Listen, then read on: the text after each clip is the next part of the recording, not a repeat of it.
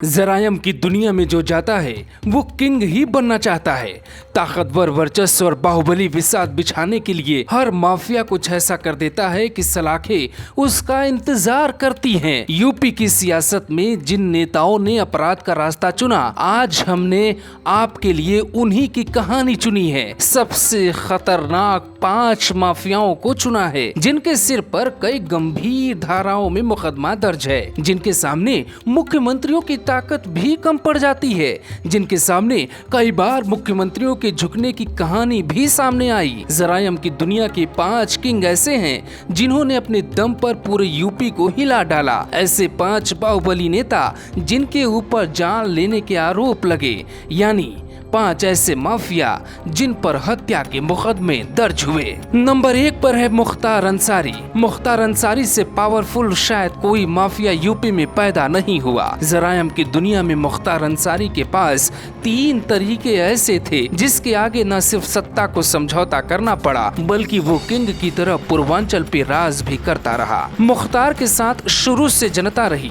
जो vote bank में तब्दील हो गई। मुख्तार के शरण में यूपी के ज्यादातर माफिया नतमस्तक थे। राजनीति में उस पार्टी से अच्छे संबंध रखता जो पार्टी सत्ता में होती। 2005 में मुख्तार अंसारी ने उस घटना को अंजाम दिया जिसकी कल्पना उस उम्र का कोई और माफिया नहीं कर सकता था। मुख्तार अंसारी के घर एक मशीन गन पहुंची, वो इसलिए क्योंकि बीजेपी नेता और विधायक कृष्णानंद राय मुख्तार के निशाने पर था। आरोप लगे कि मुख्तार अंसारी ने अपने गुर्गो और मुन्ना बजरंगी अभय सिंह के साथ मिलकर कृष्णानंद राय पर सैकड़ों राउंड गोली चलवाई, जिसके बाद एक ऑडियो भी वायरल हुआ। मुख्तार से अभय सिंह कहता है चोटी ले आए हैं, मतलब कृष्णानंद राय चोटी रखते थे और हत्या के बाद चोटी हाथों में लेकर गया। ऐसे 40 से ज्यादा मुकदमे मुख्तार पे दर्ज हैं। मुख्तार अंसारी ने जरायम की दुनिया में कोई एक केस नहीं छोड़ा। मऊ में डबल मर्डर से लेकर कई और मामलों में मुकदमा चल रहा है। अब जरायम की दुनिया में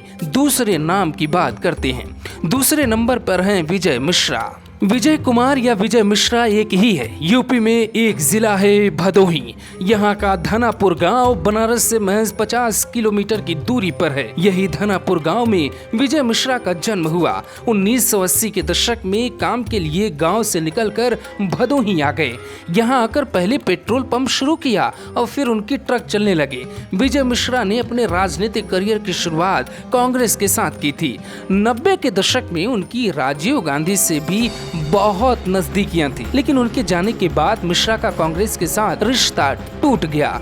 नेताजी यानी मुलायम सिंह यादव के संपर्क में आ गए। 2001 में उन्हें पहली बार सपा ने विधायक का टिकट दिया, लेकिन शर्त ये थी कि वो ज्ञानपुर के साथ हंडिया, भदोही और मिर्जापुर के सपा उम्मीदवारों को जितवाएंगे, साथ ही भदोही लोकसभा सीट भी जितवाएंगे। इत्तेफाक से ये सभी सीटें सपा जीत भी गई। विजय मिश्रा भदोही जिले की ज्ञानपुर सीट से विधायक बने। उनके ऊपर 90 आपराधिक मामले दर्ज हैं। विजय मिश्रा पर हत्या और हत्या की कोशिश जैसे आपराधिक मामले दर्ज हैं। आज से 10 साल पहले जुलाई 2010 में बसपा सरकार में नंद कुमार नंदी पे जानलेवा हमला हुआ। नंद कुमार अभी योगी सरकार में मंत्री हैं। 12 जुलाई 2010 को नंदी की हत्या के इरादे से बम विस्फोट किया गया। इस धमाके में नंदी तो बाल बाल बच गए, लेकिन उनके सिक्योरिटी गार्ड और एक अंग्रेजी अखबार के पत्रकार की उसी वक्त मौत हो गई। तीसरे नंबर पे हैं अशोक सिंह चंदेल। उत्तर प्रदेश में एक जिला है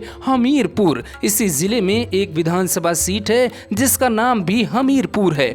इसी सीट से एक बीजेपी विधायक थे अशोक सिंह चंदेल। ये 2017 में इसी सीट से चुनकर आए थे, लेकिन पिछले साल इलाहाबाद हाई कोर्ट ने उन्हें 23 साल पुराने एक मामले में आजीवन कारावास की सजा सुना दी और उनकी विधायकी रद्द कर दी। अशोक चंदेल को जिस मामले के लिए सजा मिली वो 26 जनवरी 1997 का है। उस दिन अशोक चंदेल अपने कुछ साथियों के साथ हमीरपुर के सुभाष नगर पहुंचा। यहाँ पहुंचकर उसने अपने राजनीतिक प्रतिद्वंदी राजेश शुक्ल समेत 5 लोगों को सरेआम गोली मार दी। 1999 में जब अशोक जेल में थे, तभी बसपा ने उन्हें हमीरपुर लोकसभा सीट से चुनाव लड़ने का मौका दे डाला। वो जीत गए और जेल में रहते रहते लोकसभा के मेंबर भी बन गए। चौथा नाम है इंद्र प्रताप तिवारी। इंद्र प्रताप तिवारी उर्फ खब्बू तिवारी अभी अयोध्या की गुसाईगंज सीट से बीजेपी के विधायक हैं, लेकिन पहले सपा से जुड़े थे। खब्बू तिवारी पे हत्या की कोशिश, किडनैपिंग जैसे कई गंभीर धाराओं में मुकदमे दर्ज हैं। खब्बू तिवारी की लोकप्रियता युवाओं में ज्यादा है, जिसका अंदाजा इस बात से लगाया जा सकता है कि छात्र संघ में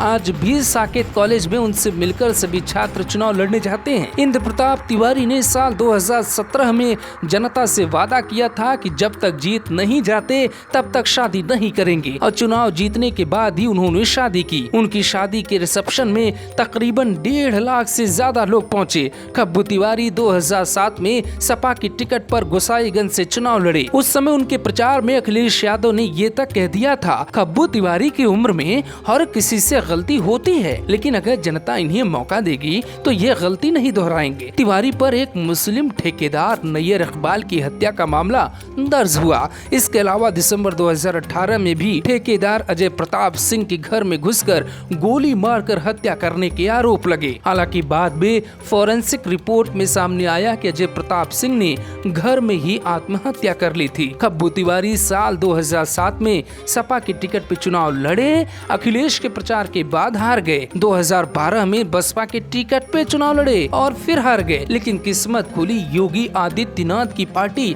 यानी बीजेपी में। अब बीजेपी में इतना बड़ा माफिया क्या कर रहा है और योगी के होते हुए खब्बू तिवारी कहां है, ये रिपोर्ट आपको बहुत जल्द अलग से सुनाएंगे। पांचवा नाम है सुरेश्वर सिंह। भाजपा के सुरेश्वर सिंह यूपी के बहराइच जिले की मसही विधानसभा सीट से विधायक हैं। वो यहां से 2017 में दूसरी बार विधायक बने। 2017 में दाखिल एफिडेविट के मुताबिक सुरेश्वर सिंह पे 6 आपराधिक मामले दर्ज हैं। उन पर हत्या और हत्या की कोशिश ऐसे गंभीर मामले भी हैं। हालांकि पिछले साल बहराइच की एक अदालत ने उन्हें 24 साल पहले हुए ट्रिपल मर्डर केस में बरी कर दिया था। दरअसल 29 जून 1995 को सिसैया चोड़ामड़ी गाँव में पूर्व प्रधान गोकरण सिंह अपनी भाई अमरिका सिंह और भतीजे बजरंगी सिंह के साथ जमीन की रजिस्ट्री करवाकर अपने घर लौट रहे थे। तभी रास्ते में घात लगाकर बैठे बदमाशों ने हमला कर दिया। इसमें तीनों की मौत हो गई। बीजेपी विधायक सुरेश्वर सिंह पर 24 साल से ट्रिपल मर्डर का केस चल रहा है। पिछले साल उन्हें इसी मामले में